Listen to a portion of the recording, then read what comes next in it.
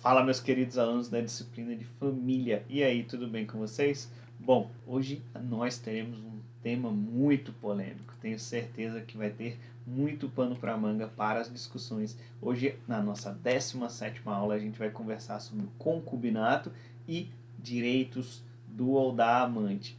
Bom, espero que vai ser um tema muito interessante, porque eu vou trazer aqui importantes inovações, importantes pontos atualizados, de acordo com a doutrina mais moderna e mais recente, para que colabore com um estudo da nossa realidade, tá bom?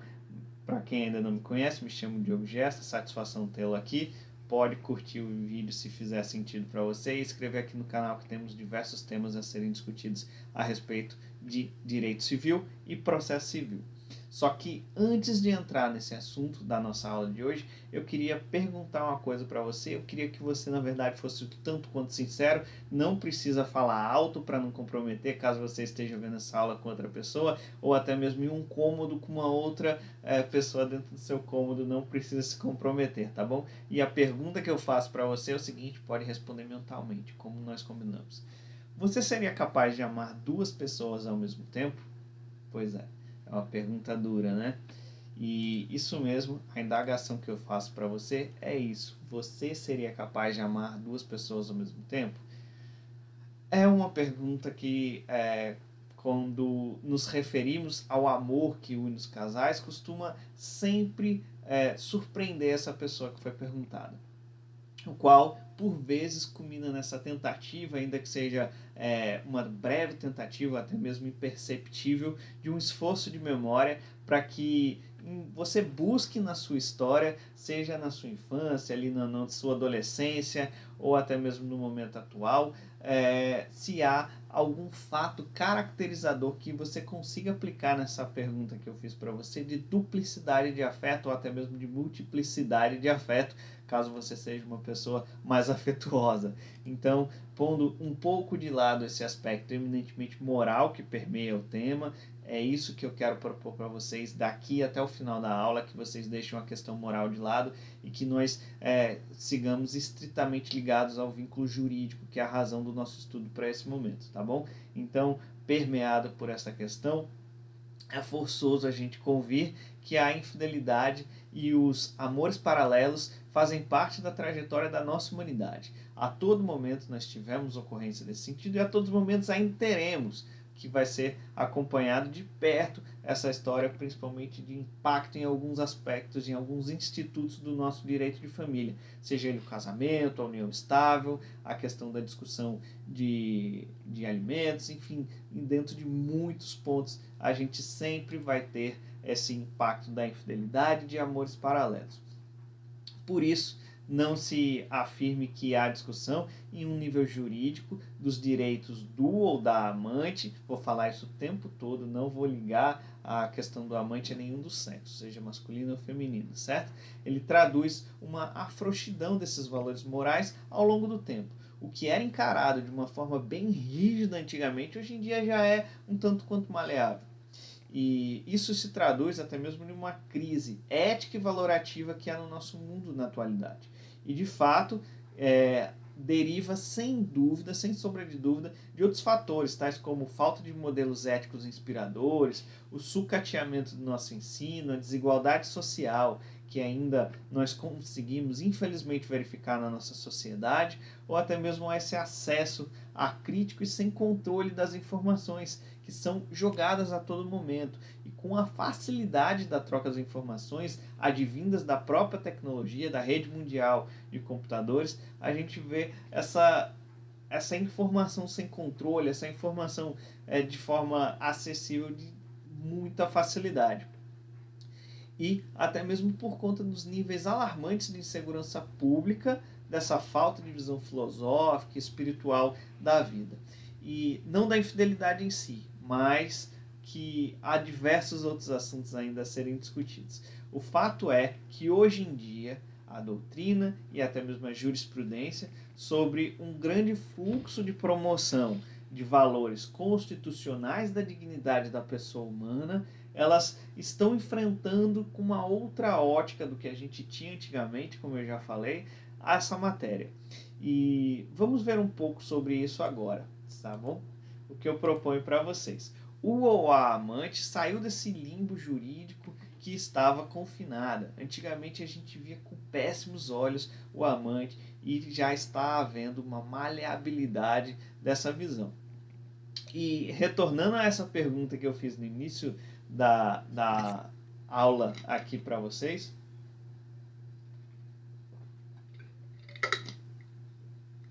no início do vídeo eu fiz uma pergunta, se você seria capaz de ter afeto para duas pessoas, ou até mesmo mais ao mesmo tempo. É forçoso a gente convir que existe um número incalculável de pessoas no Brasil e até mesmo no mundo que participa desta relação paralela de afeto, seja com uma pessoa ou com outras pessoas.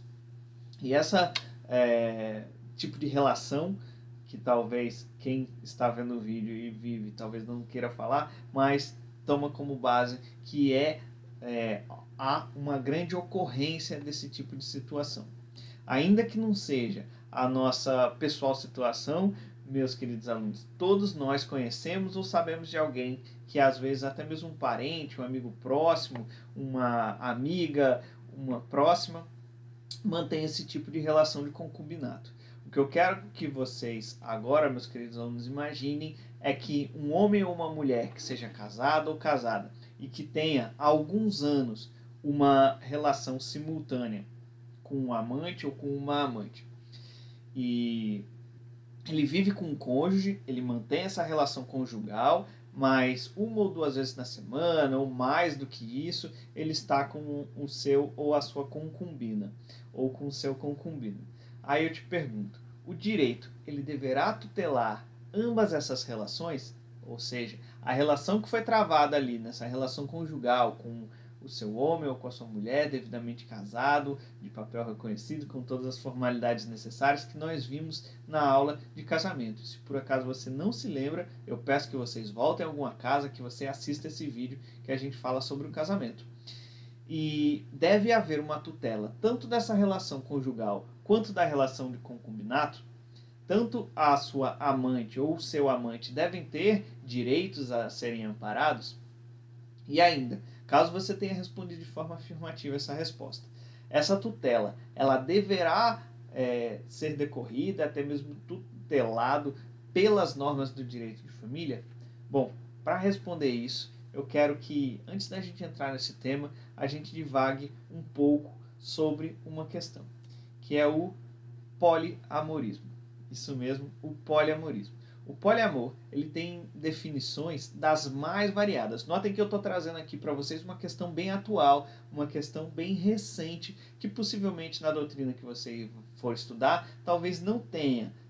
Opte por uma edição mais nova, que talvez você encontre essa discussão sobre o poliamorismo. O poliamor, ele tem definições das mais variadas possíveis. Não somente em razão do seu estilo, mas também em razão do seu conceito. Já outro ponto que eu trago inclusive para vocês aqui, a discussão de Pablo Stolze. Pablo Stolze ele diz o seguinte: o poliamorismo ou poliamor, que é a teoria psicológica que começa a descortinar-se para o direito, admite a possibilidade de coexistir duas ou mais relações afetivas paralelas, em que seus partícipes conhecem-se e aceitem-se um com os outros, em uma relação múltipla e aberta. Bom, eu peço que vocês se apeguem a essa parte final dessa doutrina que eu trouxe para vocês, a Pablo Stolze, que sempre está muito atual e é um excelente doutrinador. Pablo Stolze, ele ressalta aqui, e eu friso e destaco para vocês essa questão. Os partícipes, eles conhecem-se e aceitam-se. Esse é o ponto fundamental do poliamor. O poliamor, nós temos as pessoas que estão ali envolvidas, elas se aceitam, elas se comunicam entre si, elas trocam afeto entre si. Não é uma relação escondida, tá? E o que a gente fala aqui é a respeito agora de fidelidade. A fidelidade que é e jamais deixará de ser reconhecida como um valor juridicamente tutelado. Tanto isso é verdade que foi elevada à condição de dever legal decorrente do casamento e da união estável. Conforme vocês podem verificar, abre aí o Vadimeco que eu espero que esteja na frente de vocês, o Vadimeco lá no seu artigo 1566, no inciso 1. E também, depois que vocês realizarem essa leitura, peço que pause o vídeo agora, leia aí o artigo 1566, inciso 1. Agora eu quero que vocês, que já deram play, que vocês adiante para o artigo 1724. Marque esses dois artigos que é interessantes a respeito de fidelidade. Mas e agora como é que fica? Partindo do pressuposto de que seja a fidelidade uma característica das entidades familiares e em geral é extremamente difícil consegui-la aplicar no que convém chamar de poliamor, tá bom? E o outro ponto que eu trago também a respeito da discussão do poliamor é quando a gente se opõe o poliamorismo e a fidelidade. Isso é atualidade, isso é adaptação da realidade, isso é uma questão de escolher a corrente que você quer seguir. Mas não feche os olhos para que é novo. Eu sei que você que está assistindo pode achar isso um grande absurdo, mas como eu disse, isso pode não ser um padrão comportamental da sua vida afetiva, mas também é uma realidade existente e que é um objeto de reflexão pela doutrina mais avançada e por ser uma ocorrência da nossa realidade, da nossa sociedade, pode não ser sua, mas é de outras pessoas. Então, cabe aqui sim uma discussão. E o ponto de destaque, e que já é objeto de reflexão da doutrina especializada nesse ponto, e que culmina por mitigar pela atuação da vontade dos próprios autores dessa vida. Esse dever de fidelidade, pelo menos na concepção tradicional que se identifica com a exclusividade, tá bom? Assim, a gente pode concluir que, posto a fidelidade seja consagrada como um valor juridicamente tutelado e não se trata de um aspecto comportamental absoluto e até mesmo inalterado da vontade das partes. Ou seja, é possível falar em fidelidade sem exclusividade de uma única pessoa, ao exemplo do que eu trouxe aqui para vocês de poliamor. As pessoas que lá estão nessa relação de poliamorismo, elas têm essa aceitação, elas têm esse afeto entre todos os atores que estão nessa relação de afetividade e, acima de tudo, elas também têm uma fidelidade e uma conversa muito próxima entre todos esses autores.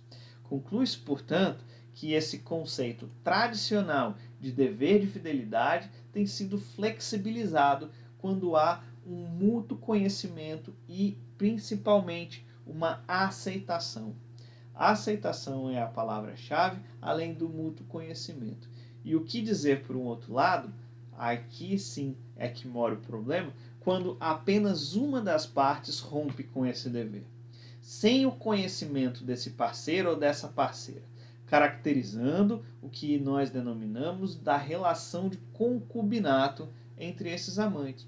É quando nós temos essa relação com vários atores, mas notem, como eu falei logo no início, eles não têm o conhecimento desse outro parceiro ou dessa outra parceira. E nesse momento é o que a gente haveria nesse caso, e aqui nós voltamos a essa intrigante questão, que é a relação juridicamente tutelável entre as pessoas, seja ela casada ou união estável ao seu ou à sua amante. Há uma proteção nesse sentido, e para isso eu tenho uma resposta bem interessante. E a resposta que eu posso dar sobre essa proteção, sobre essa relação juridicamente tutelável entre uma pessoa casada ou em união estável com o seu amante ou com a sua amante, e que evidentemente não tenha conhecimento desse outro cônjuge, é que tudo dependerá de uma minuciosa análise desse caso concreto. Caso esse partícipe dessa segunda relação ela desconheça ou ele desconheça a relação jurídica do seu parceiro, o que eu penso aqui é que, em respeito ao princípio da boa-fé, aplicado ao direito de família, essa proteção ela é medida de inegável justiça, ou seja, tem que ser sim tutelada. Como sabemos, a configuração da união estável, ela não exige coabitação, já discutimos bastante sobre isso na nossa cadeira. E também não há essa questão de prole, de se ter filhos, ou até mesmo de um período mínimo para essa configuração. Nós temos requisitos subjetivos e requisitos objetivos. Se por acaso você também não se lembra desse ponto, eu peço que vocês voltem a uma casa a uma aula específica sobre a união estável, o qual trazemos todos esses pontos, todos esses requisitos necessários para se ter uma união estável, tá bom? Teríamos assim uma situação de uma união estável putativa, que é referente ao que se dá com o casamento. Vamos ver uma boa doutrina a respeito disso? Trago agora para vocês Rolf Madaleno, e ele diz o seguinte: desconhecendo a lealdade do parceiro casado, instaura-se uma nítida situação de união estável putativa, devendo ser reconhecidos os direitos do companheiro inocente, o qual ignorava o estado civil do seu companheiro, e tampouco a coexistência fática e jurídica do precedente matrimônio, fazendo jus, salvo o contrato inscrito, ameaçando os bens amealhados onerosamente na constância da união estável putativa em nome do parceiro infiel, sem prejuízo de outras reivindicações judiciais, como pensão alimentícia, se provar a dependência financeira do companheiro casado, e se porventura o seu parceiro vier a falecer, na constância da união estável putativa, poderá se habilitar a herança do decujus em relação aos bens comuns, se ocorrer com filhos próprios, ou a toda a herança, se concorrer com outros parentes, tá?